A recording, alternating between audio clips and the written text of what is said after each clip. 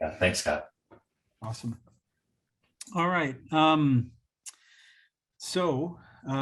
last presenter for the evening is Justin Davis. Justin's been an active member of SPART, which is the Ski Patrol Rescue Team, which is a unit of King County Search and Rescue. And he's been with them for over 5 years. He's also served as a board member of the nonprofit arm of the Northwest Avalanche Center Board of Directors for 11 years, and 3 of those as president. In addition to being an avid backcountry skier, he's also an avid snowmobiler, cross-country skier, and the occasional snowshoer. He considers the Snoqualmie Pass backcountry to be his primary zone for the past 20 years. Justin's presentation is going to cover the community radio program for group-to-group communication in avalanche terrain. Welcome, Justin. Good to see you. Thank you, Scott. Thanks for the kind introduction. Yeah, for sure. I'll let you take it from here. All right, just had a brief hiccup on the tech. Can you see me now? Yeah, looking good on my end. Excellent, thank you. So I'm really excited to be here to talk to everyone about the community radio program for group-to-group communication in avalanche terrain. Tonight, I'm representing SPART, and for those who are not familiar with SPART, we are one of the many units of King County Search and Rescue. And as the name implies, we are largely made up of ski patrollers, and we definitely like to move around on skis as our primary method of travel.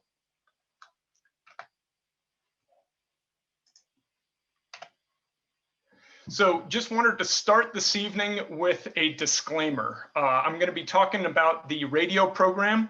It is a community-driven initiative intended to facilitate party-to-party communication in the backcountry. It is neither designed nor managed nor monitored by NWAC forecasters, their staff, or for that matter, search and rescue, ski patrol, anyone else. This is a peer-to-peer program.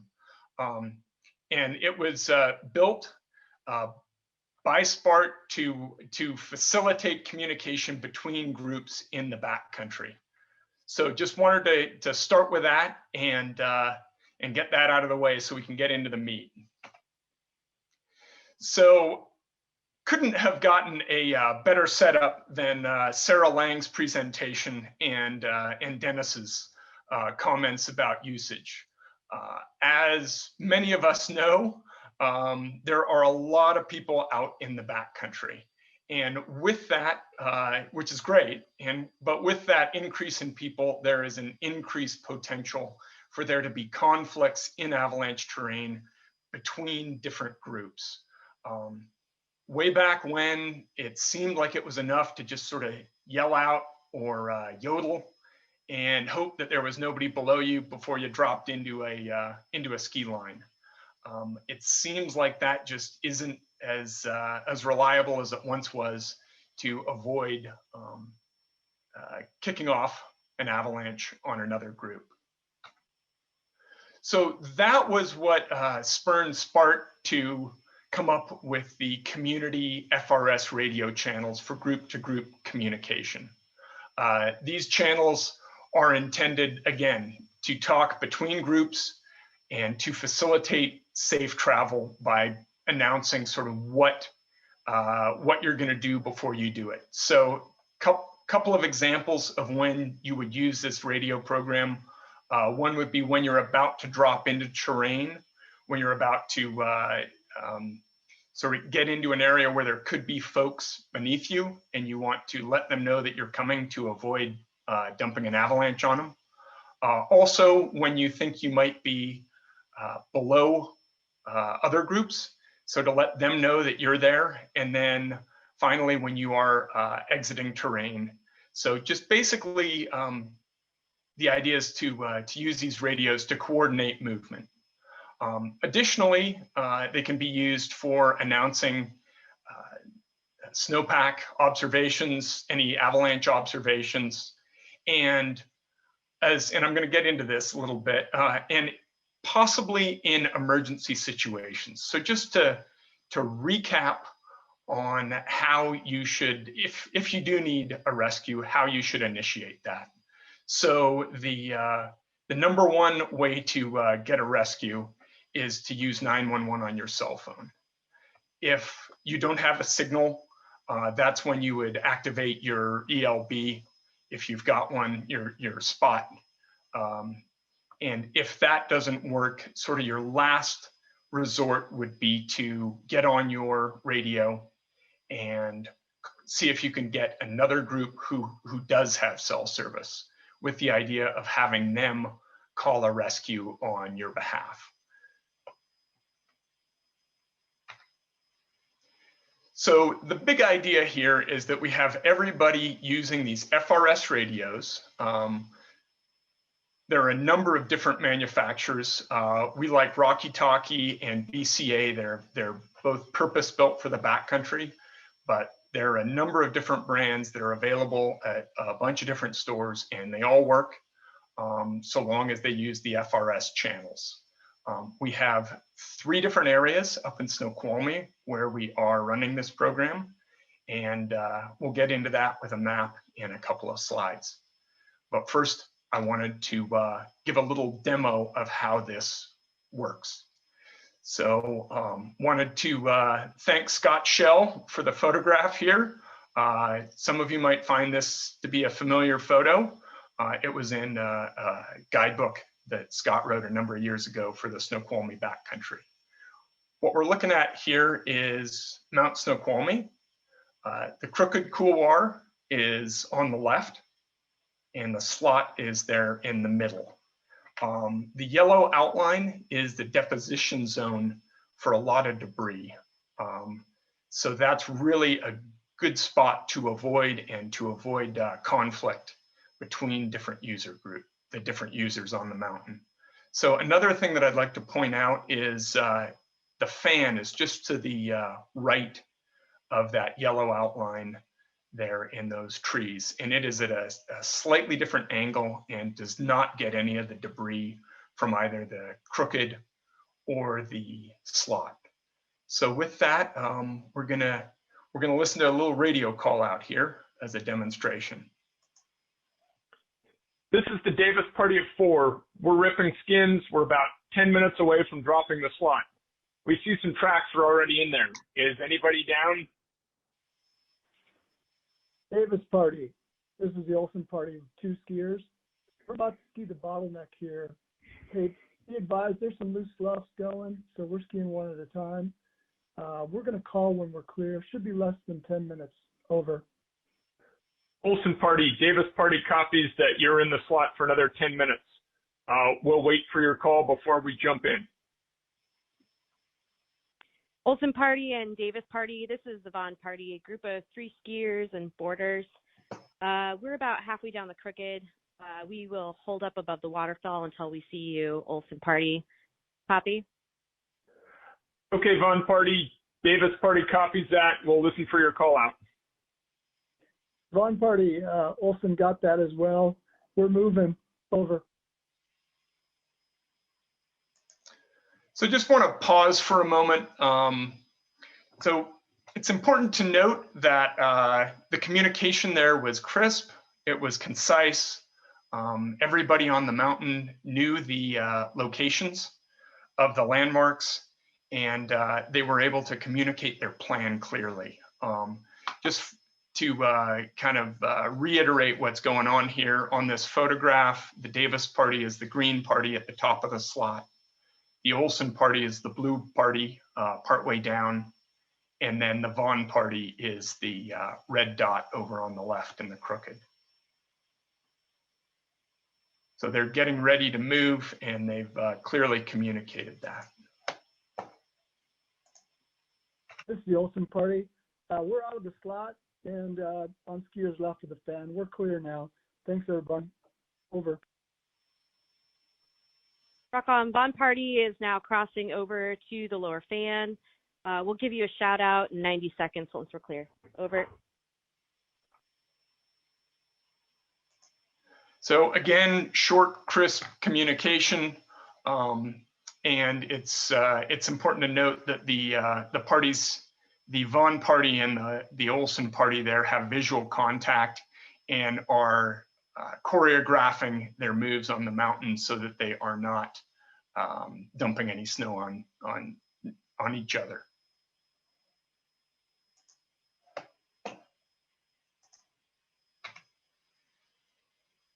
This is a Vaughn party. We are all clear and out. Have a great day, y'all. Davis party, we are dropping in. Thanks. So again, just good to note, crisp communication, and just a little demo to try and bring this to life, how it can and should work in the backcountry. So our ask of you is to get a radio and use your radio and give a short report of your location and your intentions when moving in avalanche terrain. I've probably said it 3 times already, but it's important to have short, crisp communication and to only use these channels for group-to-group communication. As anybody who's used radio knows, it only takes one chatty person to screw it up for everybody. Also important to note the limitations of this program. It is not monitored by NWAC or by SAR or by Ski Patrol, and it is absolutely not a replacement for rescues for cell phones or ELBs. So in terms of the zones, we have 3 zones up at Snoqualmie, Source and Snow Lake, Kendall and Hyack. The reason for this is because we have a lot of people up in these areas, and there's a lot of not connected terrain. So with these powerful little radios, you can pretty easily hear folks that would be pretty far away. And that would effectively be just excess radio chatter. For example, if you're on Mount Snoqualmie and you're hearing people in the Kendall Adventure Zone, their movements aren't very relevant to you, and it would just end up making your radio squawk all day, which can be pretty annoying. So we have kept the same privacy codes or tones, but we have different channels.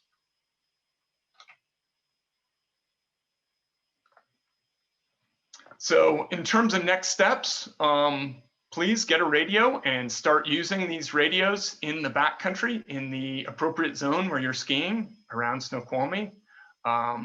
Use them for travel announcements, safety observations, and if you do need assistance from another group. Would like everybody to tell your friends about it. We have stickers. Hopefully you can see this.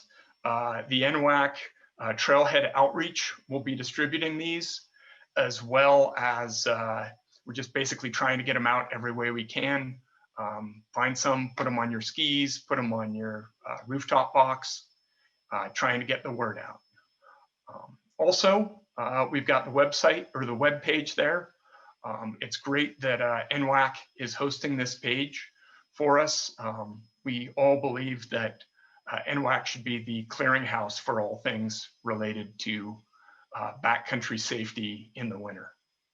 So would love to get any feedback or ideas that you have on the backcountry radio program. Up here is our email address. And additionally, we're rolling this out to Snoqualmie. But if you would like to roll this out in your home area, either here in the Pacific Northwest or somewhere else, we have built a lot of collateral. We've built it to be portable. We've built it to scale, and would love to get the word out. Would like to acknowledge some of the folks that made this program possible. Telluride, the folks in Telluride really pioneered this program, and we have built upon what they have graciously shared with us. Additionally, there are a number of other community radio programs that are that launched last year and will be continuing this year in Utah and in the Tetons and in a number of other areas. So we are in good company. Also wanted to thank BCA and Rocky Talkie for their support. Rocky Talkie has donated 4 Rocky Talkie radios to the NWAC's, or pardon me, NSAW sweepstakes. So we're thankful for their support. Also wanted to thank all the folks who've come in and have helped us put this program together, people in SPART, other units of King County Search and Rescue. We've gotten a lot of good feedback from NWAC and from the community. So I really appreciate the opportunity to share and to tell you about this radio program. Are there any questions? Yeah, thanks, Justin. That was good. I like the recording, kind of gave us a walkthrough of how it might actually happen. And there's, super quick correction. I just took that photo, and Martin's the one that wrote the book on the backcountry skiing in Snoqualmie Pass, and kind of crazy. That's coming up on 20-year anniversary here. Yeah, one question I had for you is if you had any success stories, from running this around Snoqualmie last year, or even success stories from Utah or Telluride where they've been running this for a little bit longer. They have had around Snoqualmie, we've gotten not a lot of feedback, to be honest. We launched last year, and as we all know, it was kind of a crazy year in the backcountry for just about every reason with COVID. There have been a number of successes. Telluride, in particular, has put out a couple of papers, and they've definitely had some really interesting stories about how people have basically frozen in their tracks when they hear that there is somebody getting buried and or is caught in a slough, and they've really been able to change the outcome by not dropping in on other groups. So it does have a proven track record where it has been used for a while. Awesome. So yeah, we've got a couple questions coming in here. One from Ivor. Any guide services participating in this program at the pass, since they're spending so much time up there? We definitely hope that they will be. From a terrain usage point of view, they are just another party, just another user group from the radios in terms of using radios. So we're definitely hopeful that they will be using the FRS radios. I know that as part of their guiding operations, they also use VHF radios. So there's going to be a little bit of technology to navigate to avoid carrying 2 radios with them at any given time. Yeah, we have spoken when building this program. We did speak with a couple of different guide services, and they were definitely interested in the program, and we would love to have them help us get the word out to all the folks in their classes, especially their area classes. I know they're full of a lot of good information, but would love it if they took a couple minutes to talk about it. And we have a slide that we're happy to share to facilitate that as part of the Avalanche education curriculum. Cool. Monique's got a question here, which I think is a pretty solid question on interference, and just wondering if you have any tips on managing radio interference with your transceiver. Nothing specific to FRS, but as a general statement, and Scott, I know you are up on this as well. If I recall correctly, you should try and keep your beacon at least 30 centimeters or 40 centimeters away from any other electronic device. Probably best put as far as you can keep it away. and still have all of your electronic items functional. That's a much better way to put it. And I don't know if I have a metric ruler that I carry around with me. Awesome. So Greg's got a question here. Just kind of curious around, that this is based on an assumption that parties are familiar with, the run names and nomenclature on a particular ski line or a mountain. Wondering if you're new to the area and you want to participate in the program. You got any tips on how to handle this? It's always good to be speaking the same language. I would recommend, checking out various guidebooks and maps with the names of the runs on them, as well as all the social media places and websites that we go to get information and conditions beta. So I would say try and familiarize yourself with the various run names and features. But barring that, you can always use directions and slopes and elevations.